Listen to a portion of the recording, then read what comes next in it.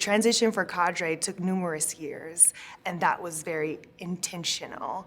And our founder, she really put things into place to make sure that the two executive directors that would come into the organization and leave after her departure had a solid grounding to do that. One of the biggest gifts is the financial runway, right? That was just such a gift. I am aware that for others, sometimes as an executive director, you have to come in and raise your own salary.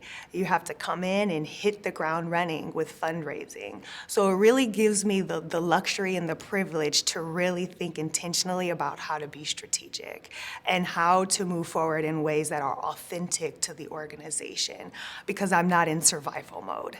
The other thing that I think was done that was really intentional was deciding to move into the co-executive director model and understanding that it was going to be two people that would really not only bring value to the organization in terms of our mission and alignment with that, but just the day-to-day workings. Being able to have someone else that I can bounce ideas off of and to support that transition process, it was clear that that was one of the intentional things behind the transition out for the founder and the transition in for the new co-EDs.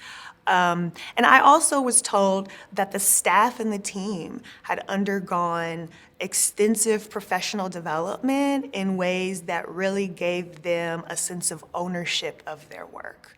And I could see that. I could see the systems and the protocols that were put into place. I could see the charts and the diagrams that took the concepts of what the organization is and how its mission and values translates into the day-to-day work and translates into how we make decisions. Those things were put on paper. And so having the founder do all of that work to kind of codify and put into paper, here's how decision-making works, here's the considerations that we put on the table in order to move forward with any given thing, was super, super helpful.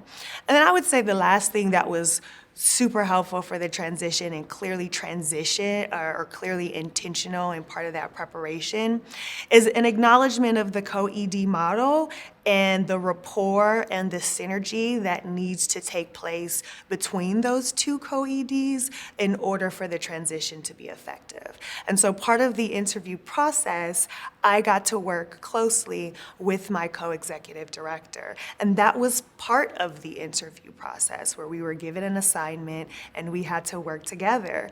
Two individuals who didn't know each other, but just it allowed that rapport building and that connection so that once I walked in, I didn't feel like this person was unfamiliar, and my co-ED didn't feel like I was unfamiliar.